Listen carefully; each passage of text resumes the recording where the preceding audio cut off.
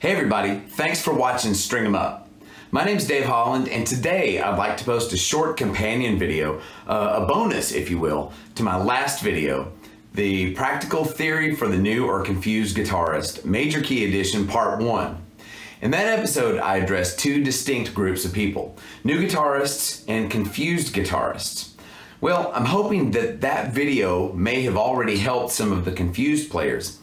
So this video is for the new players. So grab your guitars and let's look at the most efficient way to learn and use your first batches of chords.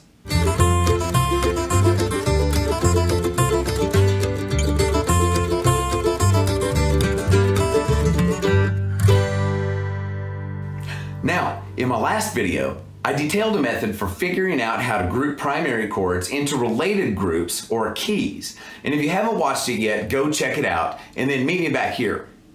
And this list is behind me and it shows 5 keys worth of primary chords, which we will refer to in Roman numerals as a 1, a 4, and a 5. And one of the ways that we can use this list is as a lesson plan or a syllabus, which shows us not only which chords to learn, but also the order to learn them in. Now, all of the chord shapes we're about to discuss can be found in any chord encyclopedia or on a million websites online. But after years of teaching private lessons, I've learned that watching someone make the chord shapes, in addition to looking at the diagrams, students respond quicker and understand the diagrams better. Real quickly, let's lay out some ground rules for reading chord diagrams. Number 1, the chord diagram is a grid, or a matrix, in which the vertical lines represent strings and the horizontal lines represent frets. Now, the 6th string, or our bass string, is on the left side of the diagram. 2, dots represent the location on the grid where we place a finger, and the number underneath the dot tells us which finger to use, and they are 1, 2, 3, and 4. Rule number 3, a 0 beneath the string tells us to play that string open, and an X means, well, don't play this string. And also anything in parentheses is optional. Got it? So let's assume we're in a private lesson together. Okay, so this is a C chord. So why are we starting out with a C chord? Because it's the first chord on our list. Now maybe take a few seconds, pause the video, and get a feel for grabbing the C chord. So the C chord, if you think about it, is actually fairly easy to make. Just make sure you're arching your fingers and don't skip on the finger pressure, okay? So the next chord, the F, which we see F is next in the list, would look like this. Now, let's just hold on for a second. I would never ask any student to play this as their second chord. So we're going to cheat a little bit and use this. Now this is what we call an F major 7. Notice it uses the same 3 fingers on the same 3 frets. Now can you see why we use this voicing instead of this one? Well, this voicing doesn't have the first finger bar, which allows us to keep the same first finger position, and we simply change the locations of fingers 2 and 3. Now notice that changing from a C to an F major 7 is nearly effortless. So let's return back to a C chord. Now let's take on the G. But wait, we're actually going to do a G7 instead. Why? Well, because of the chord shape, which looks like this. Now, if you'll notice, the overall fingering matches with the shapes of the C and the F, making them an easily playable set. And they look like this.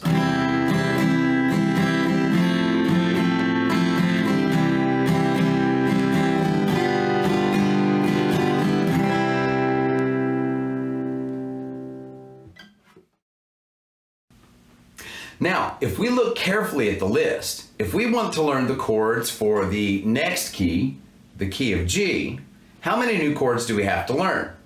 Well, we do know a C, and we know a G7. So all we really have to do is learn a D, right? Well, in principle, yes. And for future keys, working under our current set of ground rules, that will be the case. But we kind of have a problem here. Notice in the chart that only the 5 chord can be played as a 7th chord. So that means we can't use the G7 as a 1. So we're just going to have to suck it up and learn a regular G. And that G looks like this. So according to the list, we already know the C, but notice that the switch from the G to a C is fairly drastic. Now, there's an easier choice. Let's go back to the G for a second. Now watch this. We play the G and we go to a C add 9. And this is a really modern way to play the C, and it should sound great. But how easy is this combination? Now, at this point, all we have to do is pick up a D. Now, unfortunately, again, we just have to suck it up and learn how to make this one. The easy way to visualize it is as an upside down pyramid, 1, 2, and 3. And if you think about it, it's so drastically different from these two that there are no shortcuts. Or are there? Watch real quickly what happens on the second string. Our ring finger never has to move.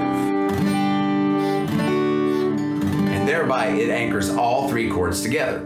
And so here are all 3 of these chords in a progression.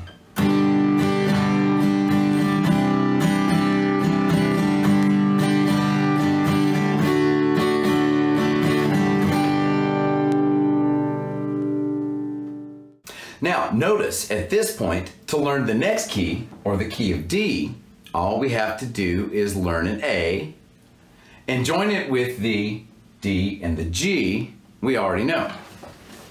So the A chord looks like this. And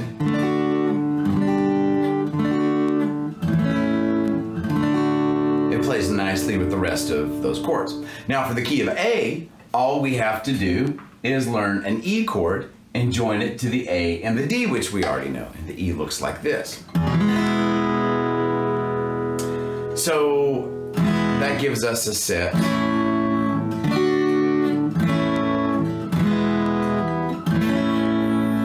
And to learn in the key of E, we just have to learn a B, except we're going to make it a 7th chord because otherwise B is a bar chord, and that's out of the realm of our conversation today. And the B7 looks like this. And so at this point, you should get the idea that for every other key that we go into, we just have to learn a new 5 chord for the new key that we're working on. So now that we know which chords to use and how to play those chords, work your way through this chord progression in each key. And this will strengthen and familiarize your fingers with these shapes. And more importantly, it'll tune your ears into the sounds of the relationship between each of the 3 chords in a given set. Now, my next regular episode will be an exploration of the blues form, which incidentally will focus on the 1, 4, and 5 chords that we just finished working with. So don't miss that one.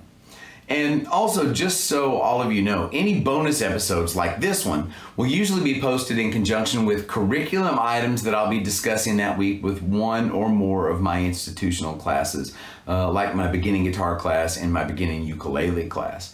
And so some of these episodes may seem out of the continuum of regular material.